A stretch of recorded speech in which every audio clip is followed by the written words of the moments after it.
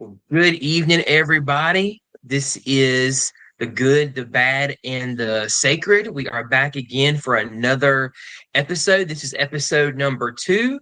In this one, we are going to be unpacking how we all got into chaplaincy, talking about the ways we went about it, the education needed, the license, everything that we kind of worked our way through with the certification and all of that stuff. So if you forgot who we are, my name is Brandon, and I'm here with Levon and Manny. We're three chaplains, just three brothers, three Christian chaplains, figuring out how to do life in ministry together. So let's just get started in with some of the questions. Like, what drew you into chaplaincy? Whoever wants to chime in first. I'll uh I'll go first. I guess more so through my MDiv program, we're required both from the university where I went to and my diocese. They required at least one unit of CPE, which is clinical pastoral education, which is the training ground where a chaplain begins his journey into chaplaincy. Um, I kind of got excited. I went to the VA, and that was my choice. And being a veteran, I kind of found myself enjoying the work I did there, with the veterans on specific units, addiction units, methadone clinic, bringing groups together. I think it was a special time, and the group dynamics during that first unit of CPE, it really makes a difference. So I started my journey there. I'll let you guys talk about how you guys started. Well, for me, so let's see how what first drew me into chaplaincy. I think I've shared this on our other podcast, but I was in the hospital with one of my family members. They had a medical event, and we had a chaplain come into our room, introduce themselves, pray for us, talk to us for a little bit. It was very, very meaningful and very impactful for me. And then, kind of just as we were journeying through that medical issue, and then moving on to being outside the hospital and life got back to normal, it just never would leave like the back of my head, just like, this is interesting, like blending healthcare and ministry. It wouldn't leave me alone. And so I did some research, looked into it, was like, okay, well, let's see what this is about. And then I started volunteering at a local hospital to where we were living at the time, carrying home the pager, being a chaplain, volunteer wise. At night, the pager rang, you ran out and, prayed for the family or sat with them during surgery or did whatever, they needed you to do. And it was very fulfilling for me. It really hit me in the gut, like, yeah, this is what I am called to do. Like I felt in alignment with who I was. So I say that's what drew me in, as far as doing chaplaincy and kind of the call, towards the work. Manny? That's awesome. Yeah, I mean, somewhat similar to Levon. So what was funny was when I had finished my year of missionary work I was doing in California, I knew I wanted to pursue graduate studies.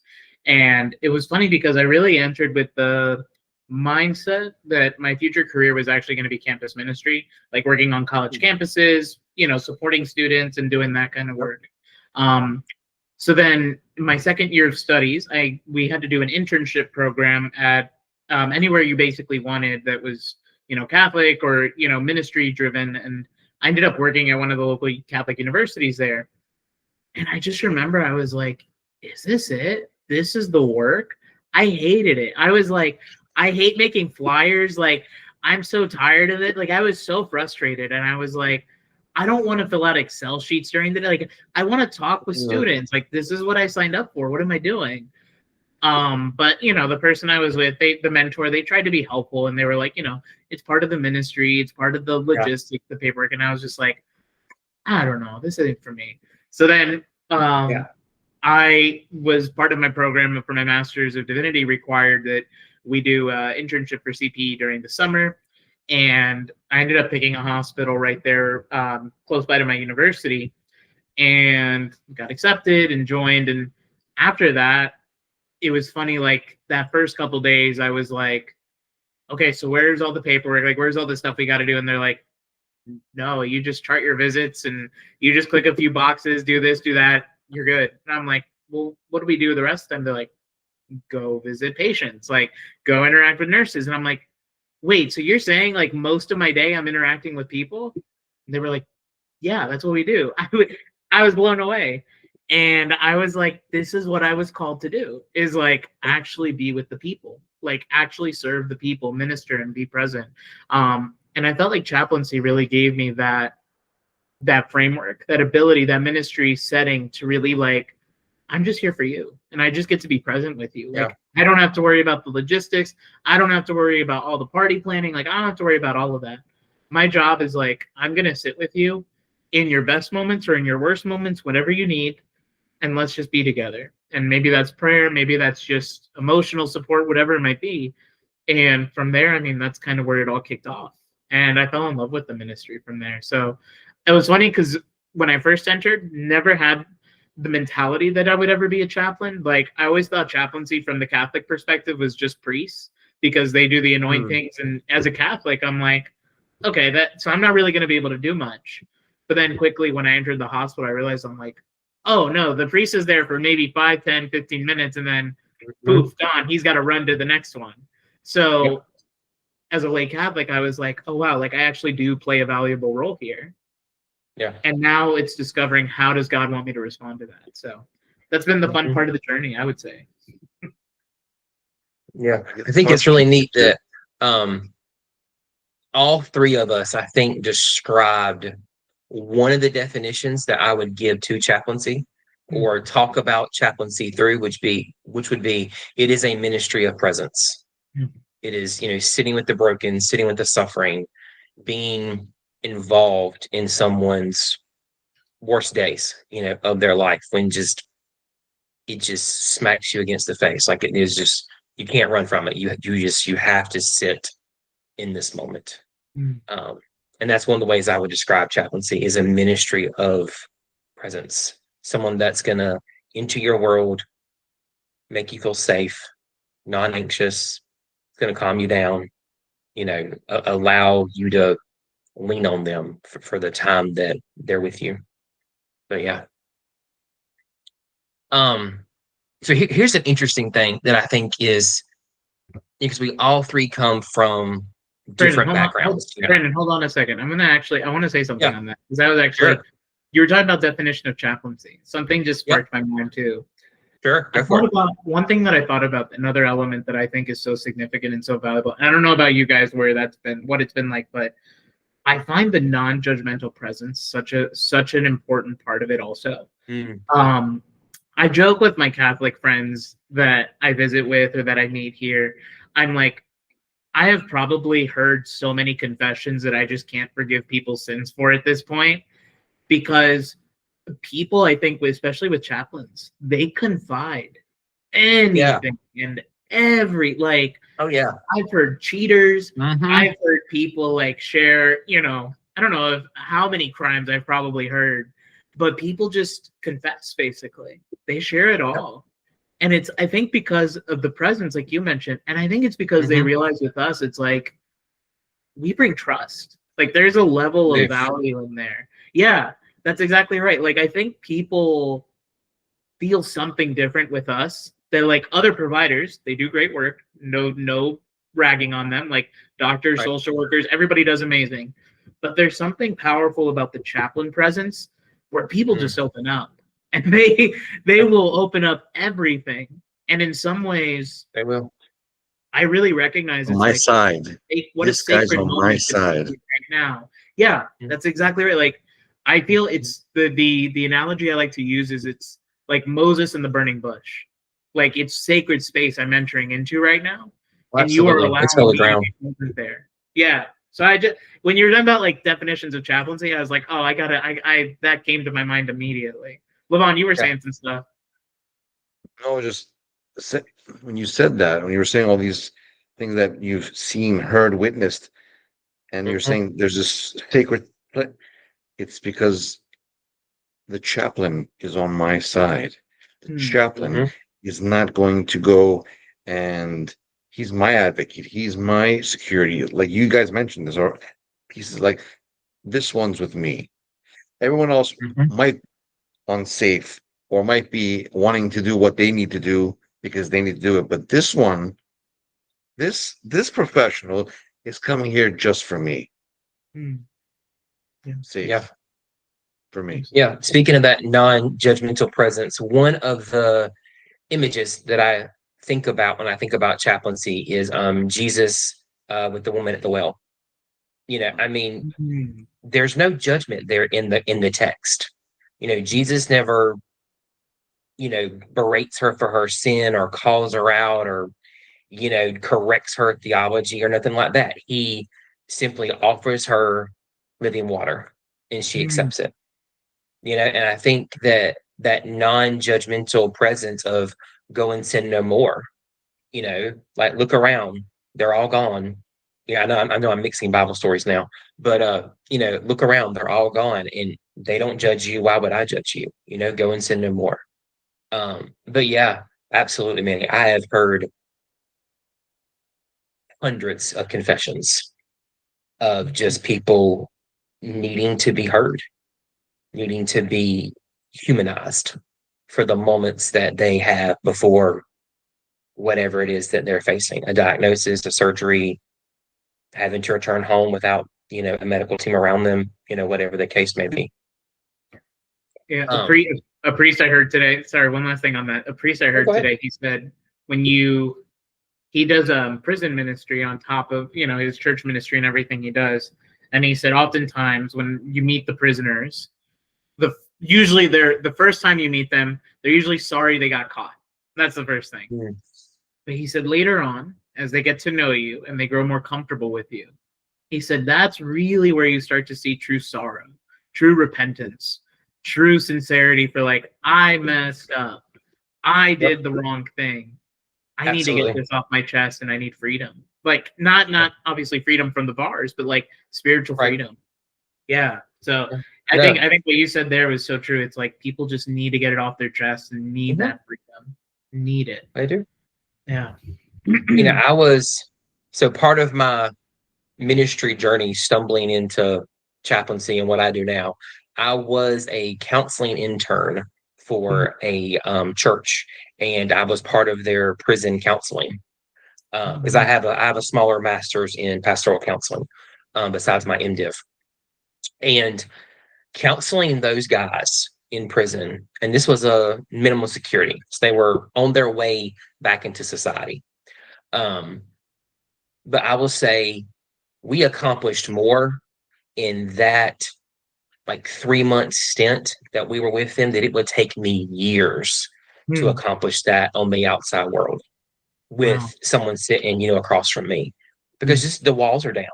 I mean, they are just very blunt. They're very honest. They want to do the work. They want to get healed. They want freedom. They want a life change. And it's like, let's go. Let's do it. Like there's none of this facade that we all put up every single day to, make our worlds go round till we come back home. I think that's why we get what we get. We hear what we hear is because those people in the places that we're at, the hospitals, were the sickest of the sick. They may not be behind bars, but they want a life change. They want something different in that Absolutely, moment. they do. In those maybe it's those precious last days. They just Hmm. they just want something that's maybe it's reconciliation, maybe it's acceptance, maybe there's a whole bunch of things that we can fill that blank with, but there's that change and then they're open. They're willing to be Yeah. open. That I think comes to the beauty of what the chaplain experiences.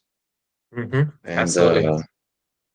I can say that probably it's part of the call that a chaplain receives in that moment. I'm doing this work, like you just said. I'm doing this work that, man, it would take a lifetime to do it anywhere else. But you go Mhm. from like 0 to 60 in the first couple minutes, and then if you get another chance, you're down there. You're in like the well with that You're in the person trenches. in the trenches. Yeah, Yeah. So Yeah. So here's something I think is kind of interesting. Manny, you went to a Catholic seminary, like Catholic only? Yes. Well, yeah, pretty much. Yeah. Okay. And Levon, you went to Orthodox, like only kind of deal? yes. Yeah. Okay. So I went, the reason why I'm asking this, because I find this to be interesting. So I went to a Southern Baptist undergrad college. And then my master's degree is also kind of in the Baptist realm of things, like as far as the school's affiliation. Um, but I've seen other MDiv programs where they were at like larger universities, like you would have like all different kinds of Christian denominations going there. They require CPE or some sort of internship program. My bachelor's nor my master's degree is required to those. Hmm.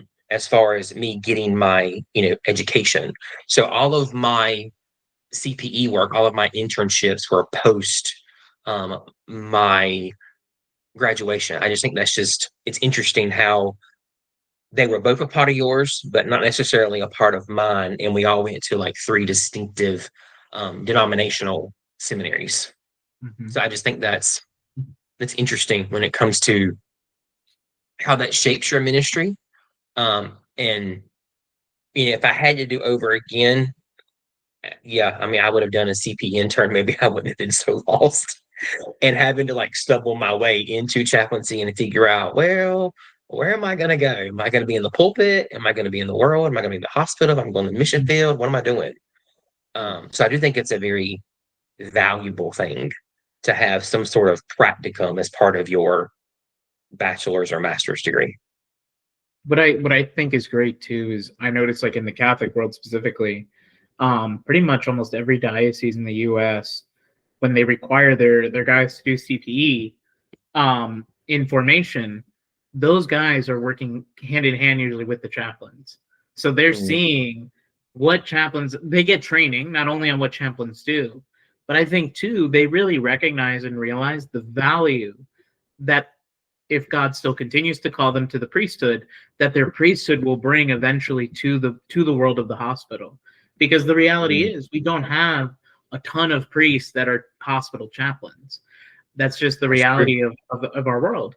But yet the Catholic priests play such a vital role in terms of the spiritual care that is provided to patients and families and others. And I think that's just I've appreciated that more and more, is seeing that the church, at least here in the US, is saying our guys need to get in there. They need to recognize it. They need to see this work, and they need to recognize the value that's in there. Because if they don't, your hospital, and unfortunately, a lot of people's spiritual needs aren't going to be met, and that's going to make it real tough. Mm-hmm. Yeah, absolutely. We're talking about how that journey goes. We're talking about the education, right? I think we should address that. That's one of the things of how do we do this? So each of us We can jump there. acquired a Master of Divinity, right? That is one of the prerequisites for most chaplaincy posts in the hospital or even in the prison to be able to enter into a CPE program. It's if it's not required, it's preferred, right? I would say it's required if you're going to go down the road and get board certified.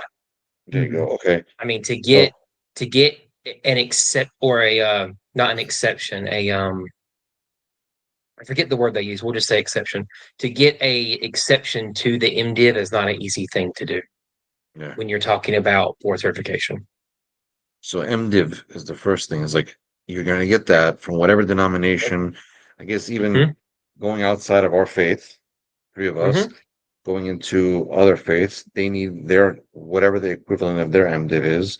I guess the rabbi goes to the synagogue, or not the synagogue, but the rabbinic school, and I know they have a school for Buddhists in, I think, in Colorado, and it's like a MDiv program.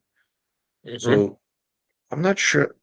Lately, there's been a push about like humanists or other things outside of a ecclesiastical or like an endorsement from a body. Mhm. But what's been happening lately is there's been bodies that have been forming of people that don't belong anywhere, like they don't fit neatly in some box, right?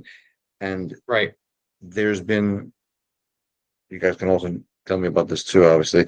There's other, they're coming together and forming groups and ordaining or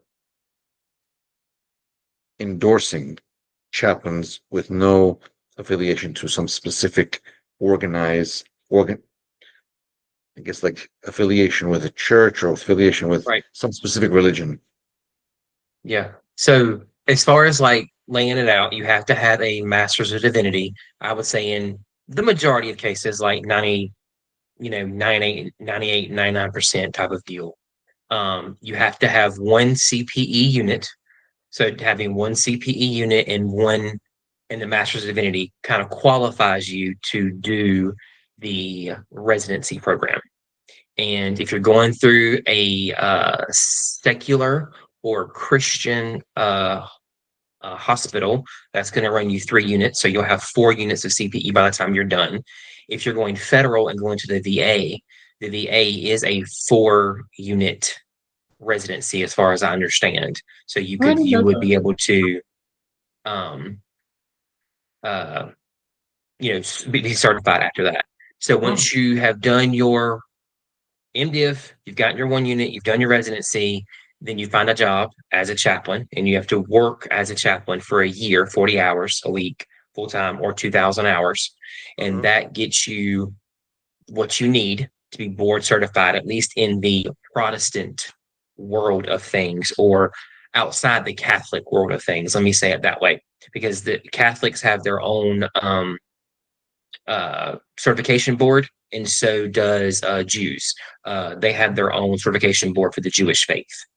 But if you're not Jewish and you're not Catholic, you're going to go through the Association of Professional Chaplains, and that's kind of a big house for everybody else. So if you're not Catholic and you're not Jewish, that's where you're headed. Manny, if you want to talk about your process, go for it. yeah. So, about what day is it? So about almost 3 months ago now, I actually finished my residency, which was super cool. I got my final 3 units. That was great. And actually, I am working now full time, which is exciting. Um, Beautifully with the, as Brandon had mentioned there, with the NACC, National Association of Catholic Chaplains. The way the application process basically works, similar, you have to prove your degree requirements, make sure your class and everything matches up to what they need. Prove that you've done CPE, you've completed your residency, done all of that. I mean, like some, basic things like letters of good standing, letters of recommendation, those kinds of things. Those are important. But the biggest thing, and this is obviously true for APC as well, Association of Professional Chaplains, is we have to do board competencies. And basically, you write up, I mean, you're proving an insane amount of Everything. information that, I mean, it is like a mini book, basically, of like demonstrating and showing to this board, whoever you're applying to, I am competent as a chaplain. I am capable as a chaplain. And let me demonstrate to you why I have the skill sets, the abilities, and the theories and understandings to be able to do this work and engage in it. And it's not just like, oh, I like praying for people, or, I like visiting with the sick. No, it's so much more in depth, and it is so intense. And like, there's days where you just want to slam your laptop and be like, I quit. But if you have the perseverance and you get through it, at the end of the day, board certification is the gold standard. So actually, I submitted my board materials about 2 months ago. Thankfully, it was submitted, everything was accepted, and now I'll be interviewing, God willing, in January, early January or February. And then after my interview, I'll get to hear if I've been board certified. What's nice about the Catholic side of things is there is no hours requirement after residency. So I really pushed myself during my residency to grind and do as many of the competencies and as many of the writings as I could while I was in my residency program. So that way, when I finished, I could submit ahead of time and then just really be able to focus on my job, be able to enjoy my current work as a chaplain, and then be able to, I think, continuously grow and develop my skill set as a chaplain, where hopefully when I do the interview portion, I'll have new experiences, new stories, new accounts that will hopefully help me continue to demonstrate all the skill sets I mentioned. So that's pretty much it. I mean, it's again, we're doing a very general outlook on things, Very but general. yeah, but I think overall, I mean, if you want to do this long term, you got to put in the work. That's just the reality of it. Absolutely. So I think that's like any Gotta put in the profession. work. Yeah, Yeah, you you do. gotta put in the hours, you gotta put in the time. But at the end of the day, I do personally think it is really rewarding because not only does your employer recognize and see that, and I think hopefully depending on where you're working, they compensate you correctly for that and recognize that. But also too, I think on a professional level, there's a certain level of credibility that goes up as well because There is. you're certified, like you're at the top of your Yep. game, and I think that Yep. means something. So yeah. It does. And I would say, as someone that's been all the way through that process, it certainly does mean something. And it does benefit you, as being a professional in your career to be board certified, to go through all of that stuff and become a board certified chaplain through whichever, kind of faith house you're gonna go through. One last thing, Here's a Brandon. I will question. say one last thing. Yeah. Sorry, I will say if any of our viewers are interested, I do really really recommend do the internship, do a Mhm. residency, but Yep. don't jump into anything extreme. Like don't be like, oh well, I need to start my board stuff. No, absolutely not. Like you need to dip your toes in the water first, get a taste of it. Because at the end of the day, I mean, I've met multiple people. They went through CPE internship or they went through residency, and it really helped them see this isn't my calling. Like this isn't my path. Right. Kind of similar to what I Yeah. shared about campus ministry earlier, where I was like, I thought this was the goal. Absolutely wasn't for Mhm. me. I think chaplaincy is really similar because you might have one mindset of what it is, but once you enter into the setting, you realize this might not be for me, and that's okay. There's nothing wrong That's with okay. that, but don't push yourself too far ahead. Basically, is the thing. Get some Right. experience No first. time. Yeah. So off of that, Manny, I would say two things. One, I think that chaplaincy can look very, very different depending on which environment you are in. Sure. Because military chaplain, never done it, but I'm sure it's way different than hospital chaplaincy. Prison chaplaincy, I have a little bit of a thought to how prison chaplaincy would go from my counseling days in a prison and having conversations with that prison chaplain, because I thought maybe that's where I would wind up. But yeah, that's one of the things that I appreciate about chaplaincy is the wide variety that you can have: military, Hospital, healthcare, hospice, yep, you yeah, know, hospital, corporate hospice, corporate chaplain. corporate chaplains. Yeah, I mean, there's all kinds of us, all around doing very, very different work, still doing the ministry, but doing very different work. And just personally, like talking about board certification, I was gun ho like I usually am, in full steam ahead when I got out of residency and was typing and trying to get my competencies done and turn things in. And as I was doing it, I realized that I needed to slow down, that it was not going to be the body of work that I wanted to submit because I had given myself this deadline. Mhm. And so I slowed down, and instead of getting board certified in 1 year out of residency, I got board certified 2 years out of residency. And I think that benefited me a lot because I was able to present a very robust and detailed body of work and didn't have any issues getting board certified. I didn't have to repeat anything. I didn't have to go back through and answer, questions that I had missed stuff or not, addressed.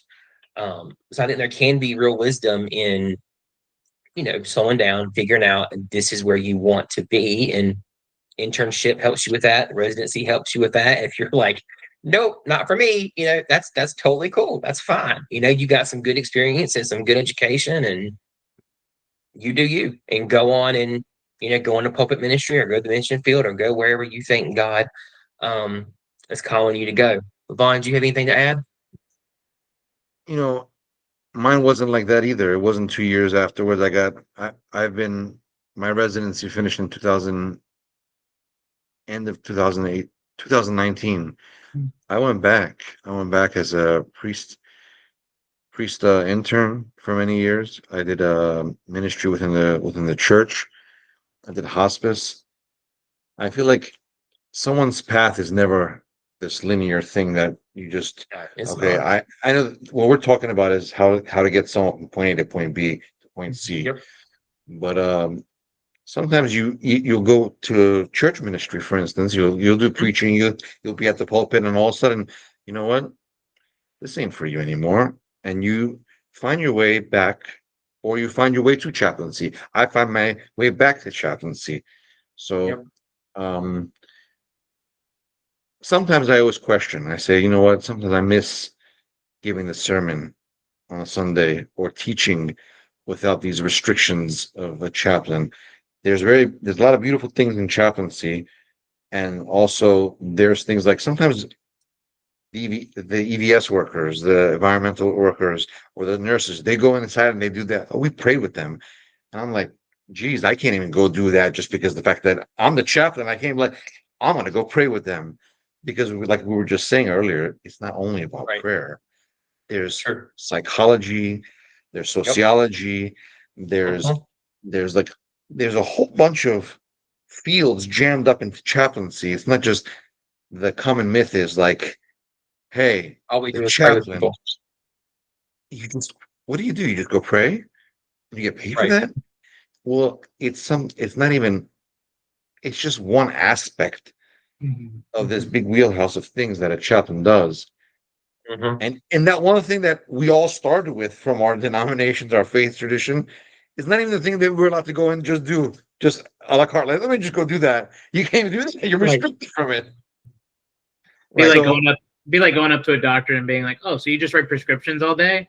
Well, no, Exactly. so much more involved, Exactly. obviously. Yeah. here you Yeah. go, here you go. Exactly. Absolutely. All right. So So here's a question I really want to Hey, ask. one last thing, Brandon. Sorry, I Right. just want to say this. Right.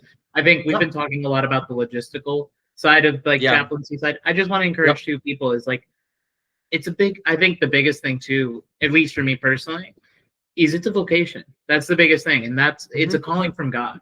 Like Yep. I think if you meet people that are like, "Oh, I'm doing this because I need a 9 to 5," or "I'm doing this because I need to work," I would not recommend chaplaincy in the slightest for you. Like there are plenty of other full-time jobs out there, part-time jobs to pursue. But I Yeah. truly believe because of the nature of the work, it has to come from God. And I really recommend if it's something that's in your heart, if it's something that comes through your mind at all, pray about it. Like, and Yep. if you think you've prayed about it, pray about it some more and keep praying about Yep. it. Because at the end of the Yep. day, God will let you know and illumine your path, I think, to tell you this is the path for you, or maybe it's something else. And again, it's totally okay, but have that dialogue with God because it's Absolutely. not something to jump into just casually. That's for sure. Yeah. So actually, Manny, that was a really great lead in to our next kind of topic that we're going to dive into. And I'll go first. So, because this question is kind of, it might take you a minute to get there. Can you share a moment when you deeply sense the sacredness of the calling? So I'll share mine. So this was in my residency, and I did a residency in pediatrics. And I was with a family, and they asked for their baby girl to be baptized. And uh, so we're in the room, just the three of us, and I baptized, the baby girl, and did the sign of the cross, on her head with the holy water. And she was essentially, brain dead. Not a whole lot of activity going on. And after the baptism took place, so when I came in the room, which this doesn't usually happen, but mom gave the baby to me to be baptized. So I'm holding the baby. And then I did the thumb with the cross. And after I did that, um, she opened her eyes, and she opened her eyes for the very first time. And she looked at me, and she looked at her mom, and she looked at her dad, and then she was gone. She flatlined. Um, and I realized in that moment that I was on holy ground, that this was absolutely sacred. And I had by the grace of God, provided that family what they needed for closure in order to say, that I may not be able to take care of my child here, but now my child is in the arms of Jesus. And I can be okay with that. I can be okay with that. Um, yeah, so that's my story. That's at least one that still kind of sticks close to my heart. Of the first moment I would say that I knew that this was sacred work.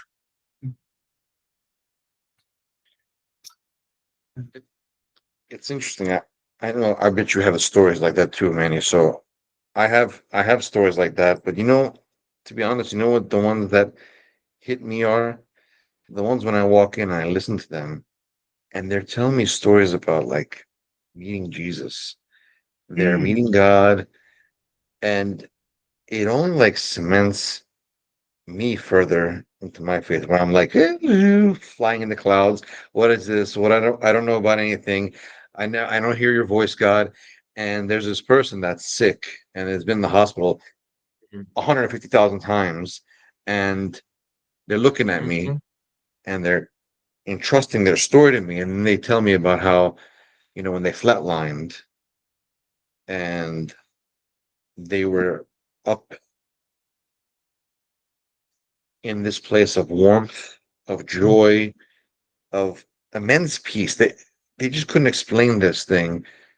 So what I'm trying to say is it's not something I did, which not to take away, it was something that I was able, like you said, to be able to sit in that hollowed ground, that Yeah. area Mhm. where someone is Absolutely. telling me something that is rocking me, not me doing anything for Mhm. them.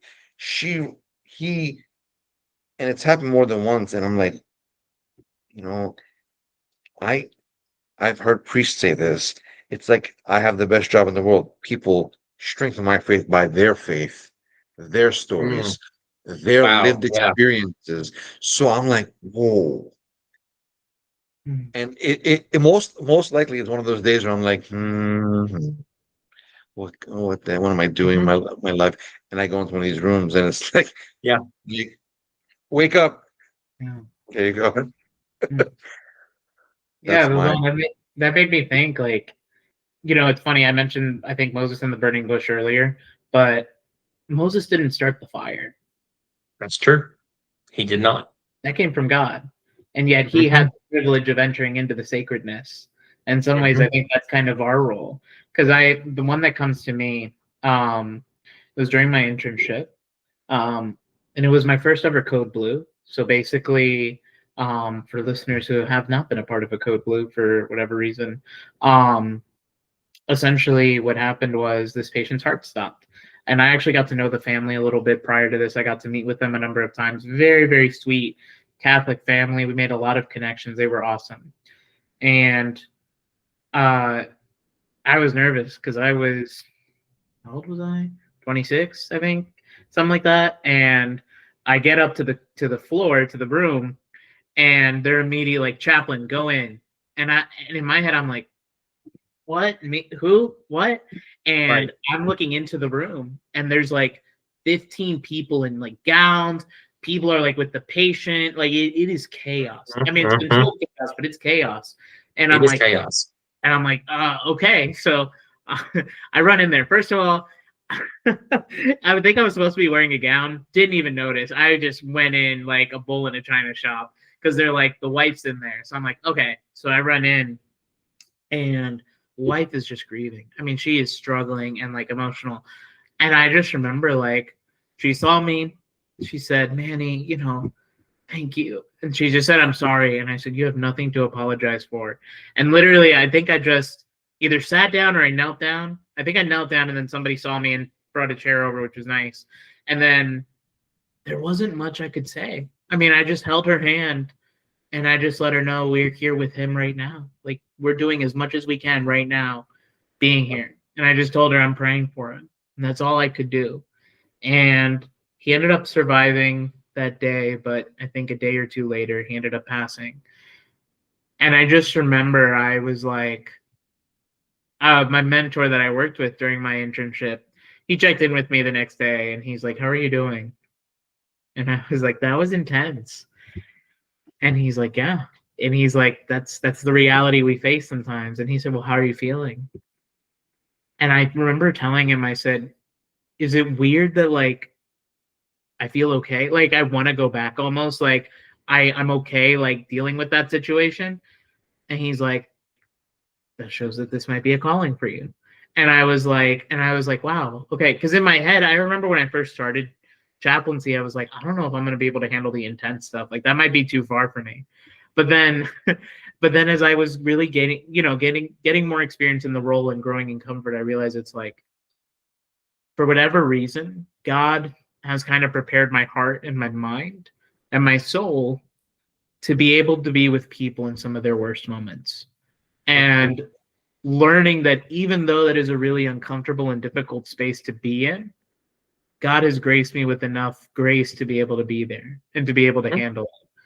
And so, yeah, that's kind of where that's the moment that comes to me is like, okay, that's when things started to click. And I'm like, this might be for me.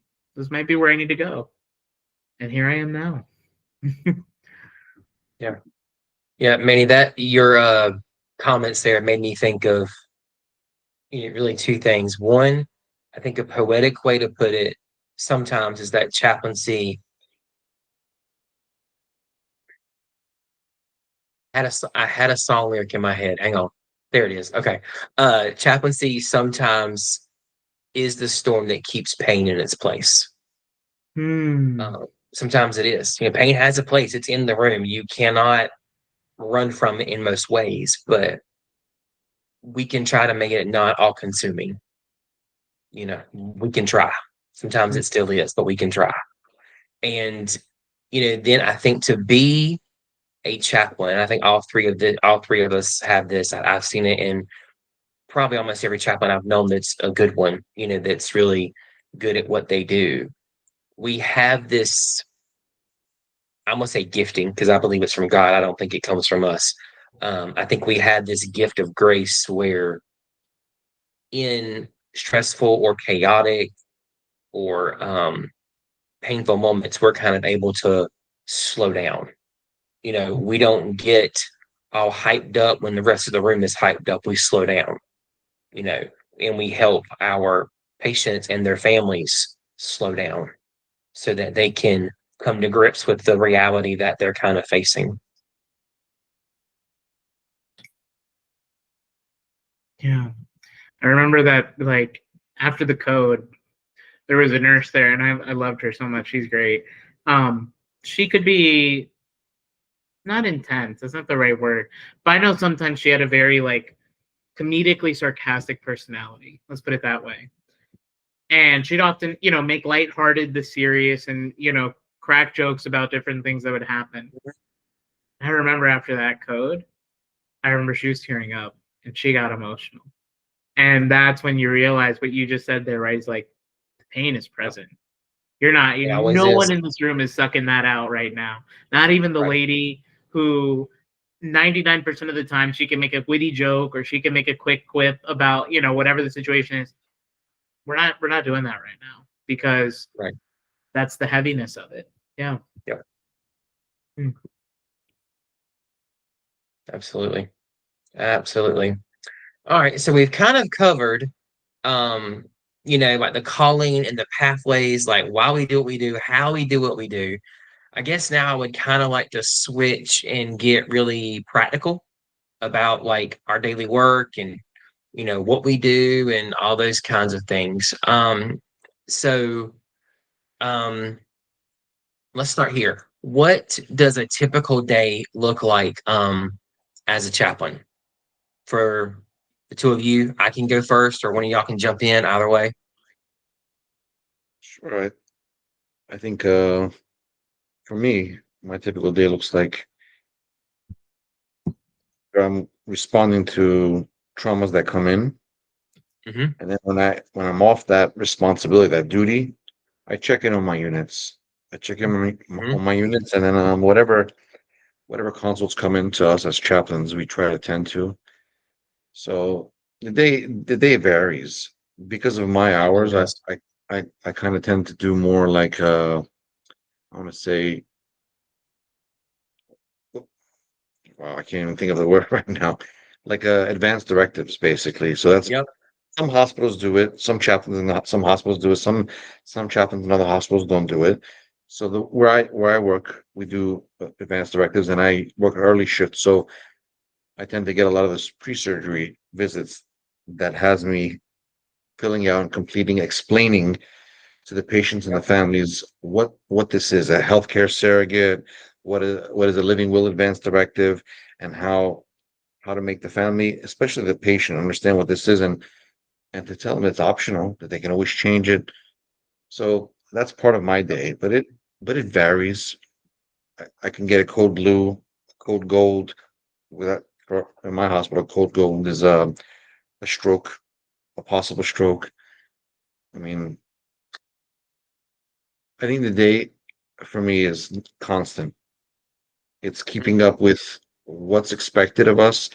And so I'll just tell you a little bit about my uniform is a cassock, and a cassock is a long black robe that Orthodox and Roman Catholics wear, and that automatically draws Protestants people don't to get to me. be that cool. What can we say? Join the I know. force. I So I know. get a lot of people in the hallways, lots of people in the hallways asking for prayer, stopping me, taking me to the room that they want. That's what kind of happens for me. Mhm.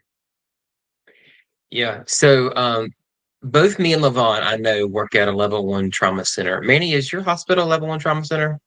It Yeah. is.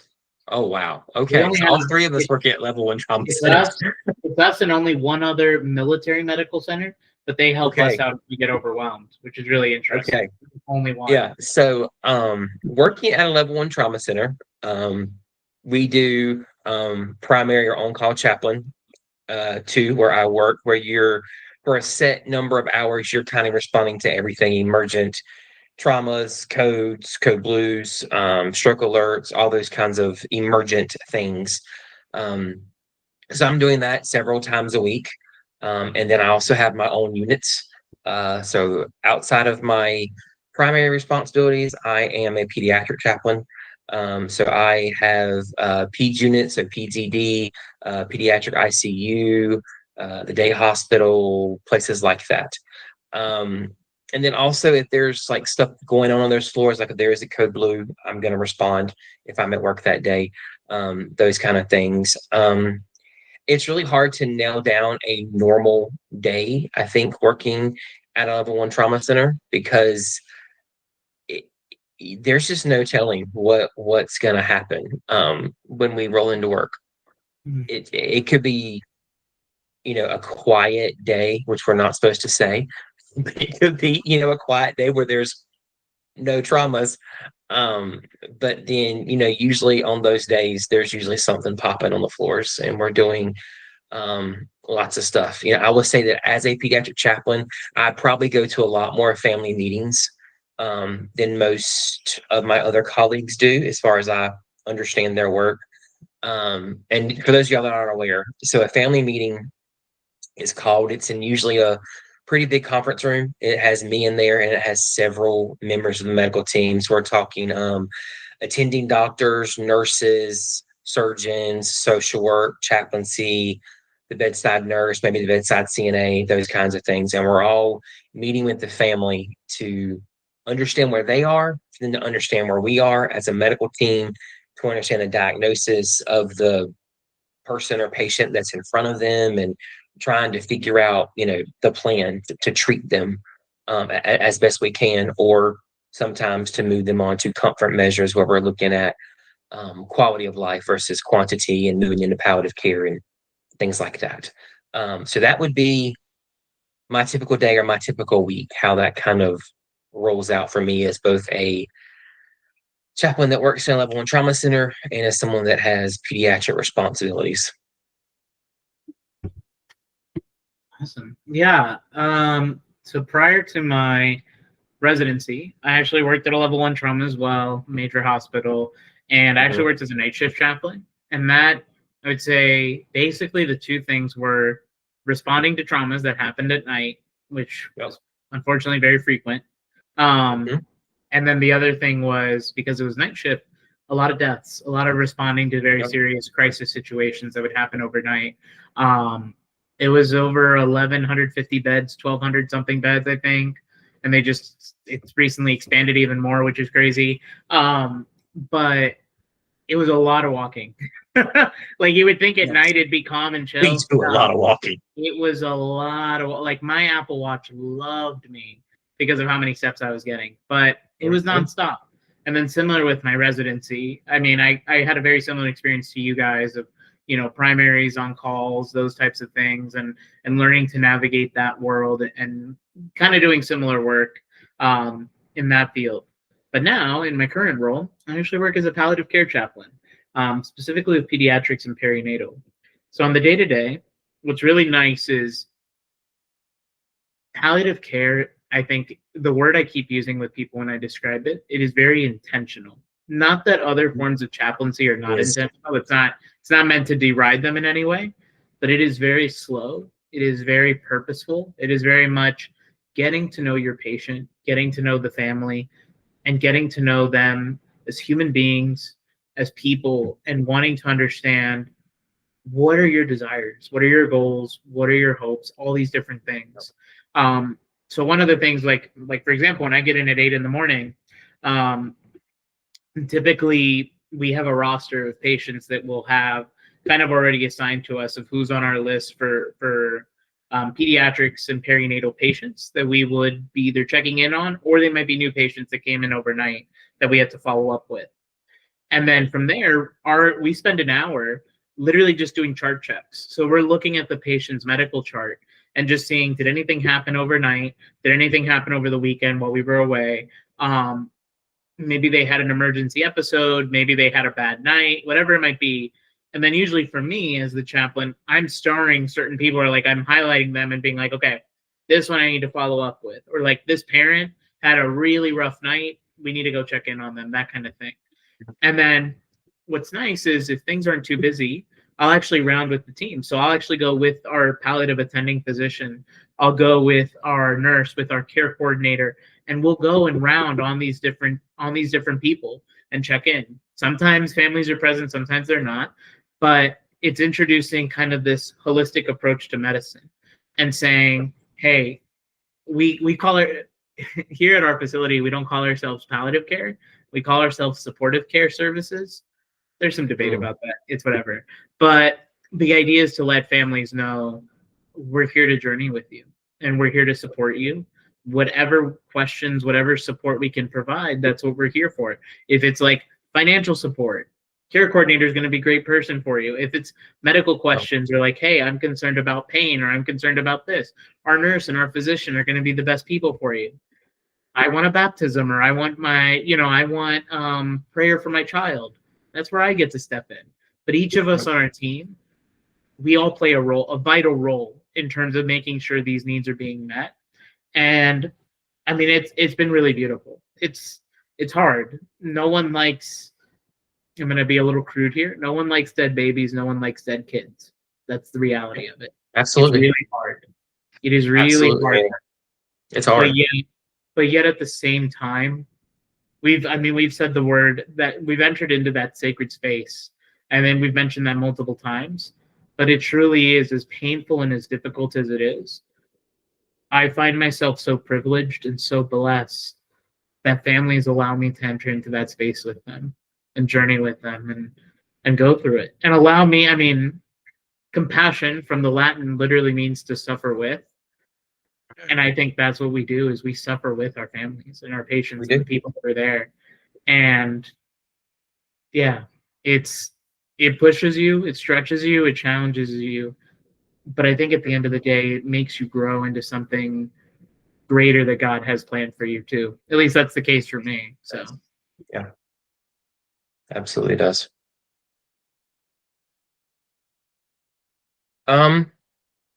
So since we're heading down this road of like being practical here, what is one thing that surprised you about chaplaincy? And you can go anywhere. education, work, ministry, whatever? What's something that you were like, huh, that's kind of odd, or you didn't expect that? And I can go if y'all need time to think. I I guess I mentioned it earlier about the whole being reserved in who you are as a Christian. Um, Mm, I mean, I felt it more in my residency when we were very, very careful what we said as Christians. We had rabbis there, and any mention of anything about Jesus was like, well, it was taboo. Um, mm, Prayer, or maybe this is just me, my own experience has led me to, in a way, not like chaplaincy due to this. It always made me feel like I had to diminish who I was in such a sense. Obviously, there's more things that I can do. You could be a presence. That we can talk through that. We can be a presence without actually saying any words and mhm. all that. But it was just always like, how can others be who they truly are? And that was okay. But we can't wear this. We can't do this. That's how I feel anyway. That was a surprise to me early on, and stuff that I felt throughout. And then another surprise was, I guess this was also early on because all this, I guess the clinical aspect of it, where you have to be so embedded in the clinical interdisciplinary team. And I know how to do, for instance, I always thought this, I know how to sit with patients. I know how to talk to them. I know how to give Mhm. that support and care and compassion. And it was always the part of like, oh, showing up when, like Manny said, 15 people in the room. Oh, finding my space, finding my place within that space. These were the kind of things that were like, well, I, yeah, I didn't really care for, or didn't really, Yeah. that wasn't part of chaplaincy that I cared for. Mm. Yeah. Yeah, I'll say for me, um, I'll say how honest people are, like just how brutally honest they are with me. And part of that, is by nature I'm more introverted. I keep most of, the craziness underneath the water, like the duck, I'm kind of floating along underneath the water. I may be like this, but I try to keep it, you know, where it's at while I'm at work, and, not, come out of my shell too much, stay professional, all those kinds of things. But then you go in these rooms and they're just, I mean, they tell you everything. And I mean everything. Stuff I don't, okay, that's where we're going. All right, sure. We'll go. Sure. We can go down this road. Why not? But that would be mine. That is what surprised me the most, is how diagnosis or end of life or being in the hospital or being in the prison or being in the military, I think that's a universal chaplain thing. It's just how honest people are with us. And sometimes it's it's humbling, like almost scary sometimes, where I'm like, wow, you trust me with that? Like, wow, okay, I am very honored that you told me, what you told me, and you were able to get that off your chest and not bear that alone. Um, but then again, I think I don't know if I would do that if I was there, but maybe I would, having that type of um weight on my shoulders going into surgery or, some sort of life altering thing. Manny, what Yeah, you got? I think kind of similar to Levon has been kind of the interfaith nature of it. So Mm, a lot of times, if you enter, I would say like a Catholic ministry site. So let's say it's something church related, or let's say it's a campus ministry event or something like that. 99% of your audience is going to be Catholic. It's just almost mhm. guaranteed. Very seldom are you going to have, I'm going to say outsiders, not in a bad way, but people that are not necessarily Right. practicing or those that participate in the faith activity. So coming into chaplaincy, it was kind of shocking to be like, oh, you're actually the only Catholic. And I was like, oh. Or like, you are I don't know, kind of like the representative or the face for Catholic stuff in some ways. And I was like, okay, like scary, definitely. That's a weight. Wow. Yeah, it was scary at times. But yet I think too, one of the things I've come to accept or realize is like I have gifts and talents, obviously, and I have abilities. Like one of the things that God has blessed me with is being able to be bilingual and like speak Spanish. And that's been a huge blessing in my ministry to be able to connect with Spanish speaking patients and families and others who need that support. But I think Manny, you're like alpha bilingual. Like you're alpha bilingual. You're not just bilingual, you are like it helps being fluent. Yeah, it helps being fluent. But I think too, one of the things I've come to realize is like my approach to ministry, or like other people's approaches to ministry in the Catholic world. It's been interesting to see how like my Protestant brothers and sisters, or even like people that don't identify as Christian, or my Orthodox brother in this case as well, Levon, how all of us approach the ministry in different ways. Like how all of us in our care, there's definitely, I think, universal, let's say, virtues or things that kind of guide our work. Mm-hmm. But the way in which we deliver, the way in which we practice it, everybody's a little bit different and unique. And what I find fascinating is like one patient visit I might make, patient might hate me. Or like patient's just like, I'm not going to make a connection with this guy, X, not going to happen. But then Levon might enter right after me. And that person they feel Jesus is in the room. Like they're like, oh my gosh, this made a world of difference. And I think it's because personally, my theology on it is I think the Holy Spirit speaks through different people in different ways. And I think at the end of the day, and I definitely think absolutely some people are going to be receptive to others more than they would be to me. And that's like, it's okay. It doesn't hurt my ego. Trust and believe. I want to make that clear. But it's just been interesting to recognize it's like all of us in that field have gifts and talents that are very similar, but also very different. And yet my ability to connect or my ability to make supportive visits with patients, it might be great or it might not be. But I have a great team around me that can help me with that if it doesn't go so well too. Yeah, it's interesting that both of y'all mentioned kind of the interfaith aspect. And I had some of that, I mean, kind of, but being where I was doing my residency was kind of in the Bible Belt. So I would say all of my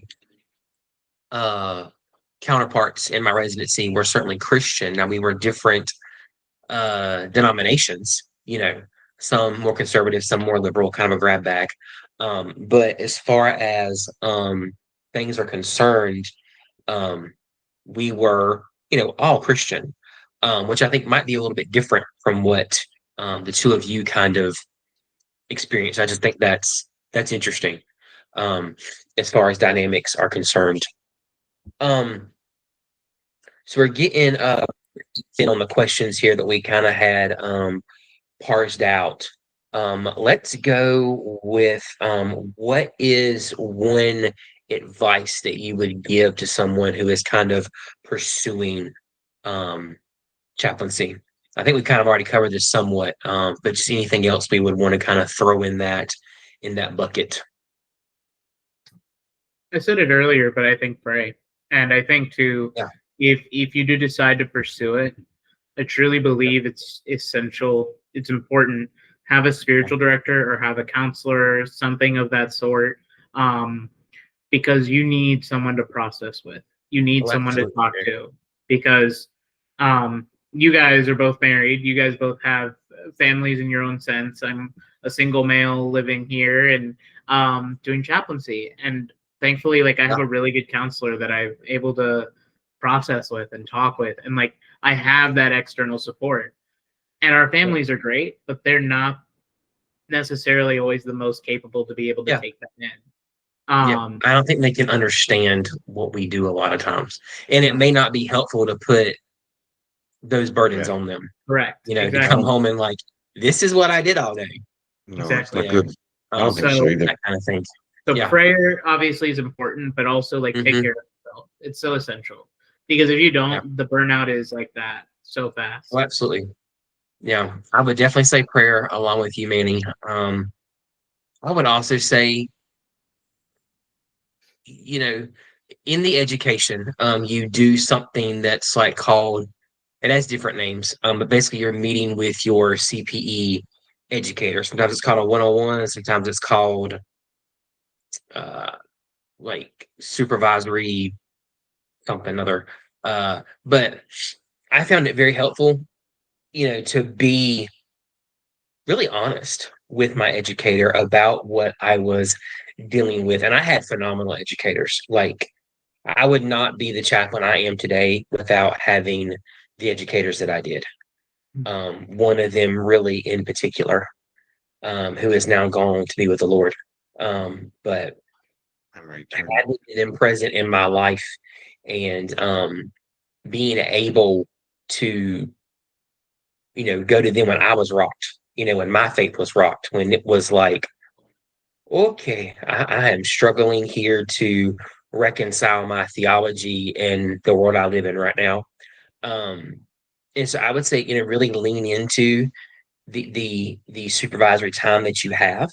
Outside of supervisory time, have a mentor. Be honest with your colleagues. If you're struggling, tell them. I would say that I don't know the statistics on this, but I would think that the chaplaincy world has a decent burnout rate just because of the work that we do, how intense, it tends to be, with what we see and how we feel and what we all get involved in. I mean, it's a lot. Um, so yeah, I would say definitely prayer, and then having people around you that you can just be honest with. Um, and for me, I'm on the screen with one of those two guys that I can be honest with. And there's other people in my life that I can be honest with about where I'm at and how I'm feeling and how I'm processing and what this is bringing up for me, what questions I'm having, when it comes to my faith and how this all gels together. Yeah. Yeah. Well, I would just echo what you guys are and piggyback off that. Definitely prayer, definitely having a mentor. And you're touching on it at the last, Brandon, is I remember going overseas and this old lady told me in this community in Jerusalem told me you have to have your community, build your community. That never left me because the fact that Yeah.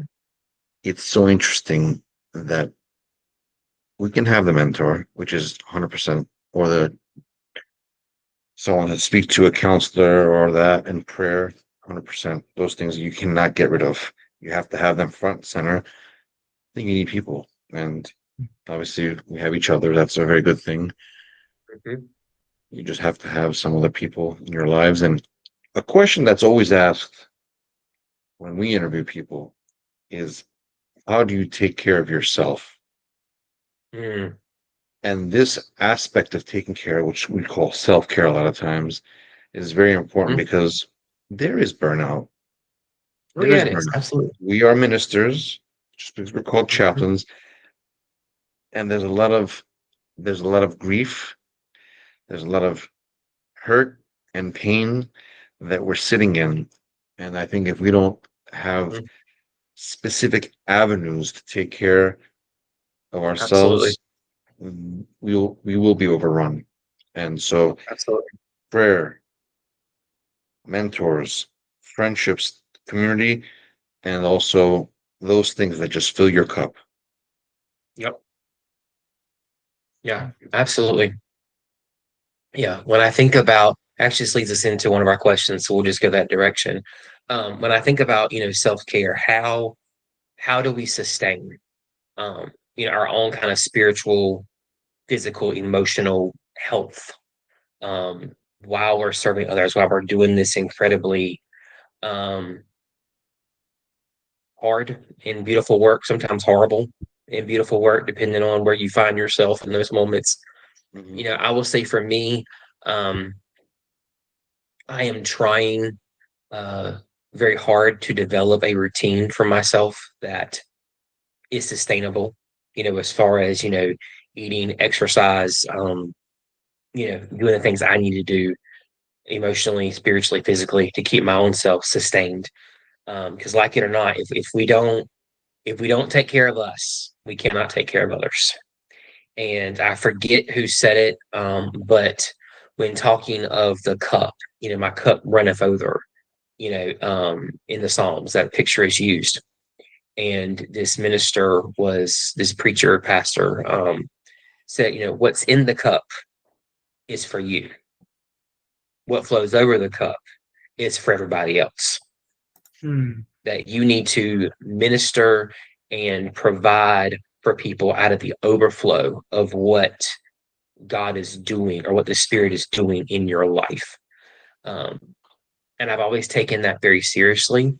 To be honest, I'm not there a whole lot, but that is the goal. The goal, I think, is to learn how to live in the overflow and use that overflow in order to minister to others. And what is in the cup is for me. And that's meant to sustain me physically and emotionally and spiritually and those kinds of things.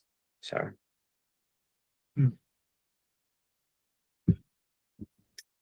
Yeah, I mean, the expression that comes to my mind is it's the ancient saying, you can't give what you do not have. amen. You can. You're And right. I think, too, one of the things you mentioned earlier, Brandon, one of the things you mentioned was like when you would have those one-on-ones with your educators and you learned how to be honest. It's important to be honest with yourself and say, like, I don't got it today, Chief. I Absolutely. I Yeah. I am running on fumes. I'm running on 50%. I don't have it. But yet at the same time, I mean, the reality is we have a schedule, we have a work week, we have all these different things, right? So what are the ways you navigate even being 50% or 25% or whatever you're at? How do you navigate your day and work through it? I know for me, one of the things that's been helpful, and Levon, I love that you mentioned the that nun from the religious community, because that has been my where I feel like God has been feeding me so well. Like I've been trying to go to church, I've been trying to go to prayer, but it's the community. I've been looking and finding new communities, young adults that are about my age that um, I'm able to make friendships with. And really like that, I don't know, for me, it's funny how I didn't think or I didn't realize how valuable friendships are. And then taking on this role in a new city, new place, somewhere I'm totally not familiar with, all these different things. And yet realizing too at the same time, like, I can't do it on my own. Like, I just can't. I need other people around me. And thankfully, thanks be to God, like, there's a guy today I went to a conference for healthcare professionals in my area, for Catholic healthcare professionals. It was like a retreat, like a mini retreat day almost. And I invited this one guy that I met recently who he works as a dental hygienist. And he was like, I don't think I can go. He's like, I don't think I qualify. I was like, dude, you'll be fine. They're going to take you in. And it was so funny because he did end up going. I was able to convince him to go. And I asked him after, I said, what did you think? And he said, I had a good time. I know I was the only dental hygienist. I said, dude, every single person was so happy you were here, even though you were the only dental hygienist. They were so happy you were here.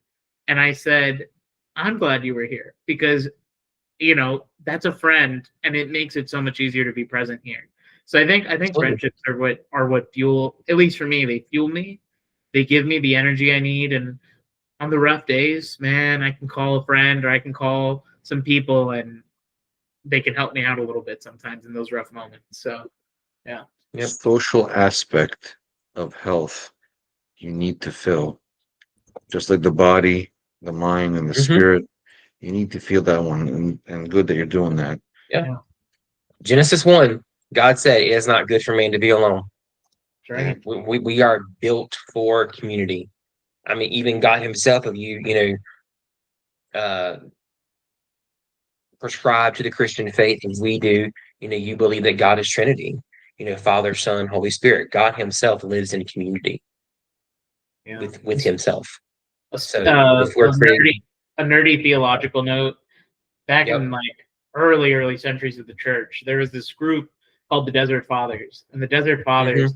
Some Love of their them. writings are interesting. Some of them are kind of cool. Oh yeah. But a lot of them went buck wild. A lot Oh of yeah, them. they did. And literally like the church, the leadership, oh, look at this man coming prepared.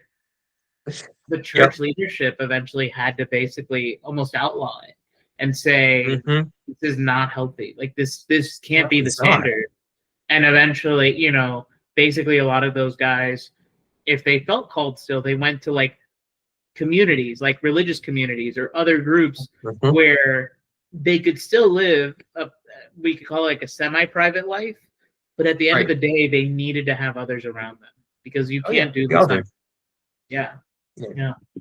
All right. So one last question here, and then we'll close out. I kind of did a lighthearted, fun one for the end. What is one myth about chaplaincy that you want to bust?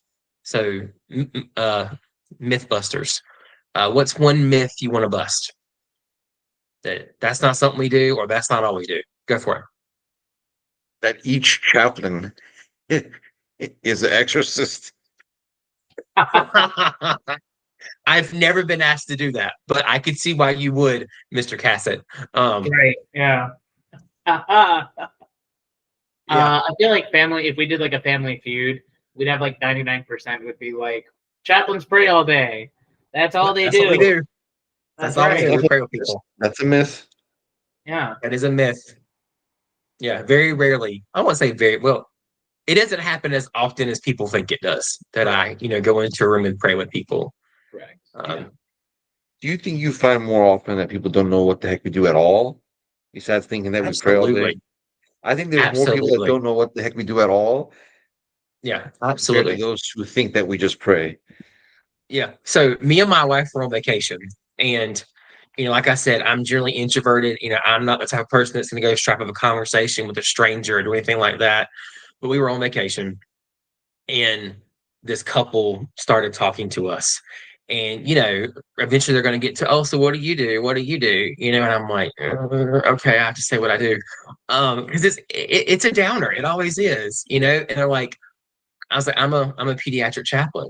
And they're like, what does that mean? What the heck? And I was like, well, and at the time I was also working in a pediatric palliative care. I was kind of doing both. And so I was like, well, I help terminally ill children say goodbye to their parents, and their parents say goodbye to them. And that's what I do.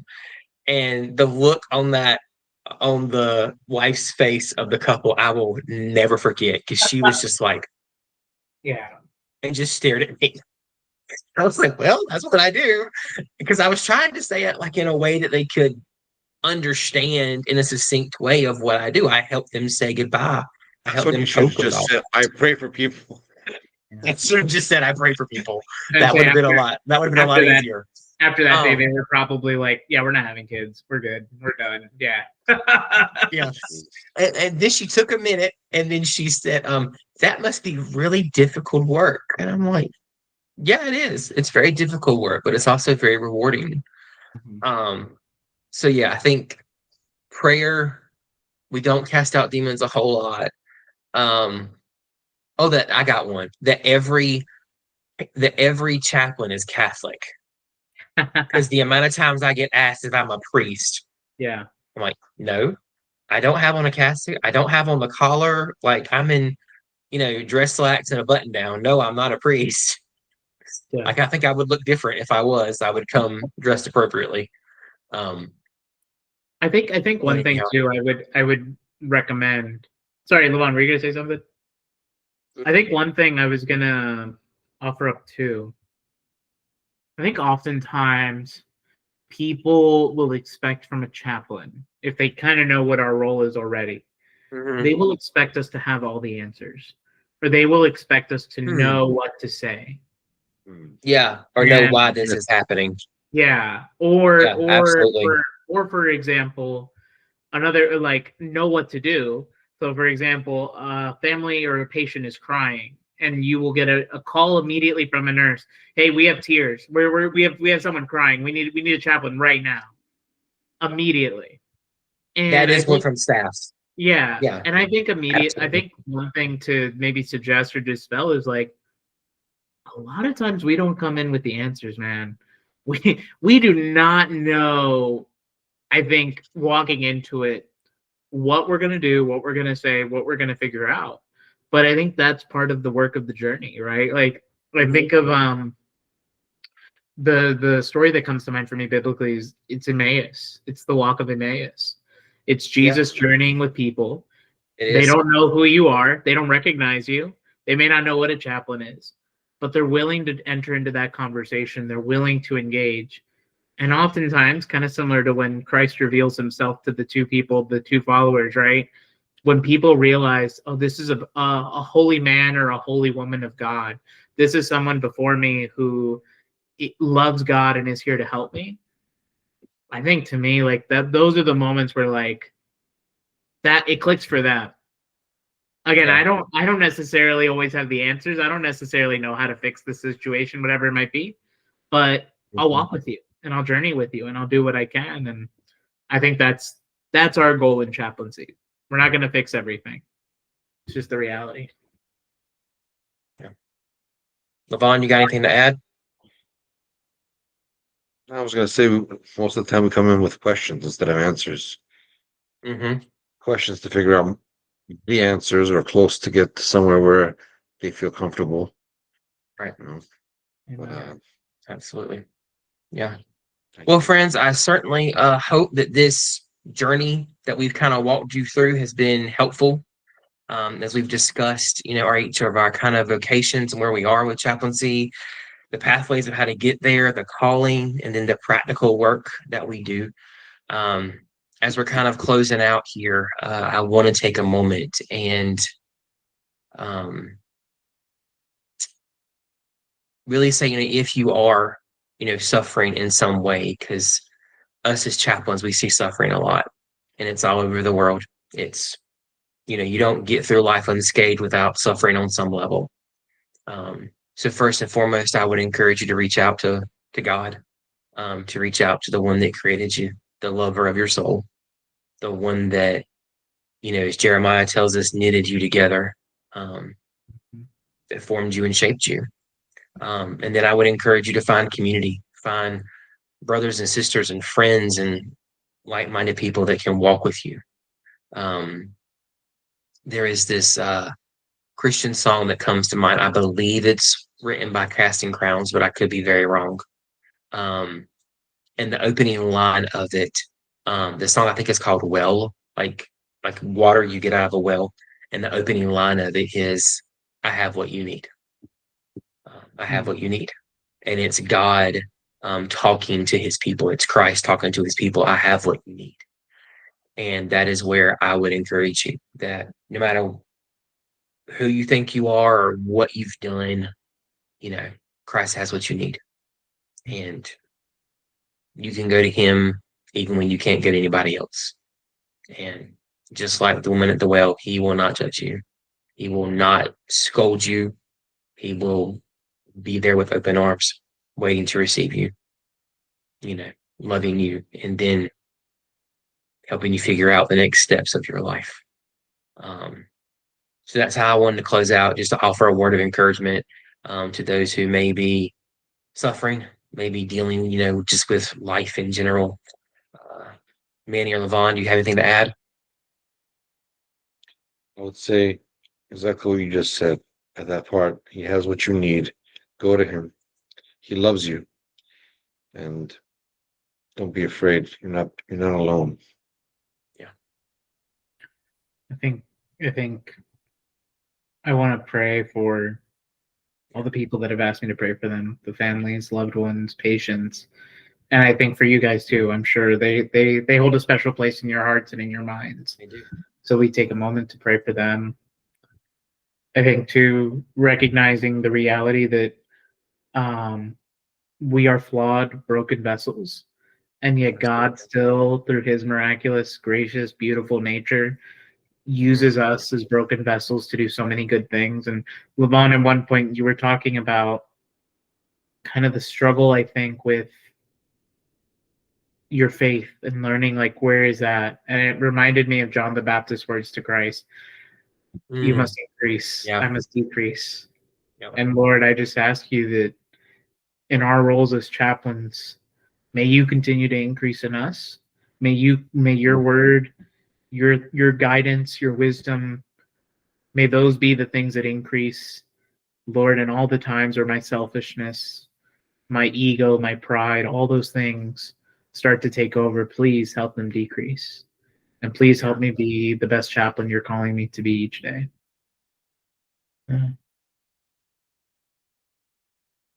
Absolutely. Amen. Thank you, Manny. All right, friends. Well, that is another episode of our podcast, The Good, the Bad, and the Sacred. We hope that you enjoyed it, and we also hope that we will see you again in our next episode. That's right. Peace and love. Like, comment, subscribe, share this with a friend.